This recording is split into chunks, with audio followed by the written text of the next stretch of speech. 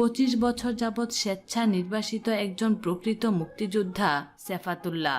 তার একটি উক্তি আজও স্মরণীয় হয়ে আছে, আমাকে ফাঁসি দাও, তোমাদের ভণ্ডামি আমি আর সহ্য করতে পারছি না। সেফাতুল্লাহ। কে এই সেফাতুল্লাহ? কিভাবে তার উত্থান? কেন তিনি এত জনপ্রিয়? আর কেনই বা মাধ্যমে ফেমাস হয়ে সেলিব্রিটি ট্যাগ পাওয়ার যে কয়েকটি উপায় রয়েছে, তার একটা হলো ফেসবুক লাইভ।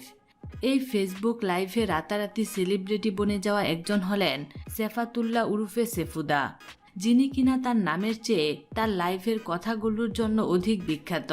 তার কথাগুলো ভাইরাল হওয়ায় সেগুলোর সাথে পরিচিত থাকলেও তার সম্পর্কে খুব বেশি জানেন এমন ব্যক্তি খুব কমই আছেন। আসুন জেনে নেওয়া যাক সেফাতুল্লাহ সম্পর্কে অজানা সব তথ্য।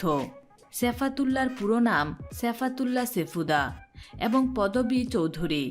মূলত ফেসবুকে সেফাতুল্লাহ সেফুদা নামের আইডি থেকে লাইভ ভাইরাল হওয়ায় এই নামে অধিকাংশ মানুষের কাছে পরিচিত তিনি। এছাড়াও তার কিছু নিকনেম রয়েছে, যেমন প্রেম সম্রাট, কবি, গায়ক ইত্যাদি। সেফাতুল্লাহর ধর্ম। সেফাতুল্লাহকে অনেক ব্লগ, ফেসবুক গ্রুপ এবং পেজে নাস্তিক সম্বোধন করা হলেও নিজেকে তিনি সুন্নি মুসলিম হিসেবে দাবি করেন। তার কথা মতে তিনি কারো ধন সম্পদ আত্মসাৎ করেন না, স্রষ্টায় বিশ্বাসী, নামাজ রোজা রাখেন, হজে যেতে চান। তবে জানা যায় 2013-14 সালে বাংলাদেশে একের পর এক ব্লগার তথা মুক্তচিন্তার মানুষদের হত্যার ঘটনায় ক্ষুব্ধ হয়ে ইসলাম ধর্ম ত্যাগ করার ঘোষণা দিয়েছিলেন সেফাতুল্লাহ। জন্মস্থান ও বসবাস। সেফাতুল্লাহ খুলনা জেলার সোনাডাঙ্গায় 5 নভেম্বর 1946 সালে জন্মগ্রহণ করেন। তবে তার গ্রামের বাড়ি চাঁদপুর। 1985 সালে প্রথম সৌদি আরবে যান এবং সেখান থেকে 1988 সালে অস্ট্রিয়ায় যান। এরপর আর কখনোই তিনি দেশে ফিরে আসেননি। বিদেশের মাটিতে স্বেচ্ছা নির্বাসিত জীবন কাটাচ্ছেন। বর্তমানে তিনি অস্ট্রিয়ার ভিয়েনায় বসবাস করেন। পেশা। তথ্য অনুযায়ী সেফাতুল্লাহ 1979 ও 80 সালে ঢাকা বিশ্ববিদ্যালয়ে শিক্ষকতা করেছেন। বর্তমানে ভিয়েনায় এক স্থানীয় বিশ্ববিদ্যালয়ে প্রফেসর হিসেবে আছেন। পাশাপাশি একটি অনলাইন শপে পার্ট টাইম কাজ করেন। স্বীকৃত কাজ ছাড়াও তিনি কবিতা লিখেন, গান লিখেন, স্থানীয় গণমাধ্যম তথা টেলিভিশনে কাজ করেন। দেশে থাকাকালে বিভিন্ন সময় তিনি বাংলাদেশ বেতারে কবিতা পাঠ করতেন বলেও জানা যায়। পারিবারিক জীবন।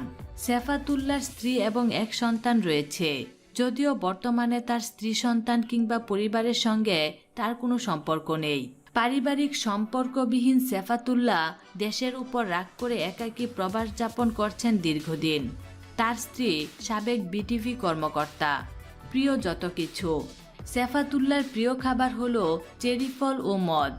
অধিকাংশ সময় লাইভে এসে এই খাবারগুলো খান এবং মানুষকে এগুলোর গুণাগুণ বর্ণনা করেন, খেতে উৎসাহিত করেন। হাফ প্যান্ট এবং সবুজ কালারের টি শার্ট পরতে ভালোবাসেন। তার প্রিয় কাজগুলোর মধ্যে একটা হলো বাংলাদেশের চলমান বিষয়গুলো নিয়ে অশ্লীলভাবে ব্যক্তিবিশেষকে গালাগালি করা। এমনকি তা থেকে বাদ যান না মন্ত্রী, এমপি, এমনকি প্রধানমন্ত্রীও। উক্তিসমূহ। ফেসবুক লাইভে এসে সেফাতুল্লাহ অশ্লীল ও মজার কিছু উক্তি করেন, সেগুলো সোশ্যাল মিডিয়ায় আলোচিত। ইনবক্স, কমেন্ট, এমনকি বাস্তব জীবনেও তরুণ প্রজন্মের মুখে মুখে তার সেই উক্তিগুলো। উল্লেখযোগ্য কিছু উক্তি হলো, মদ খাবি মানুষ হবি, মদ খাও আর পড়ি, শুটকি খাওয়ার পেতনি, ট্রস করে মারবো, কত মেয়েরা আমাকে ভালোবাসে, আমি কি সবাইকে ভালোবাসতে পারি, আমি প্রেম সম্রাট, প্রেম ধর্মের নবী। শুভ অপরাহ্ন। অচেনা সেফাতুল্লাহ। সেফাতুল্লাহকে দেখলে পাগল মাতাল মনে হলেও সেফাতুল্লাহ সম্পর্কে এমন অনেক চাঞ্চল্যকর তথ্য রয়েছে যেগুলোর অল্প কিছু জানলেই যে কেউ চমকে যেতে বাধ্য।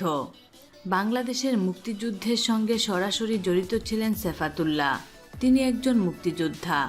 প্রবাসে দীর্ঘদিন থাকলেও দেশের বড় বড় রাজনৈতিক ব্যক্তিত্বের সঙ্গে ঘনিষ্ঠ সম্পর্ক রয়েছে সেফাতুল্লাহর। তার তথ্য মতে সে একজন ভিআইপি এবং বাংলাদেশের হয়ে সে জাতিসংঘে কথাও বলেছে। তার রাজনৈতিক ক্ষমতা এতটাই প্রকট যে ভিয়েনায় বসে একজন মন্ত্রীকে পদ থেকে সরিয়ে দিতে পারেন। এ কারণে খুব সম্ভবত বড় বড় নেতা, ক্রিকেটার ও সেলিব্রিটিদের নিয়ে লাইভে অশ্লীলতার মাত্রা ছাড়ানো কথাবার্তা বললেও কেউ তাকে ঘাটায় না। 2010 সালে বড় ধরনের স্ট্রোক করেন সেফাতুল্লাহ। তার কিছুদিন পর মাথার চুল পড়ে যায় আবছাভাবে। যদিও পূর্বে তার মাথার সামনে টাক ছিল এবং যৌবনকালে ঘাড়ের দিকে লম্বা বাবরি চুল রাখতেন। স্ট্রোকের পর তার মাথা হঠাৎ হঠাৎ উত্তেজিত হয়ে পড়ে এবং উল্টাপাল্টা কাজ করে বসেন। তারই ধারাবাহিকতায় সাম্প্রতিককালে ফেসবুক লাইভে আসেন, যা সোশ্যাল সাইটে ভাইরাল হয়ে আলোচনা সমালোচনার জন্ম দেয় এবং তিনি হয়ে যান লাইভ সেলিব্রিটি। সুপ্রিয় দর্শক, সেফাতুল্লাহ উরুফে সেফুদাকে আপনি কিভাবে দেখছেন কমেন্টের মাধ্যমে। সবাই ভালো থাকুন, সুস্থ থাকুন। প্রেমেই শক্তি, প্রেমেই মুক্তি। Love is power. প্রেম ধর্ম, সেরা ধর্ম।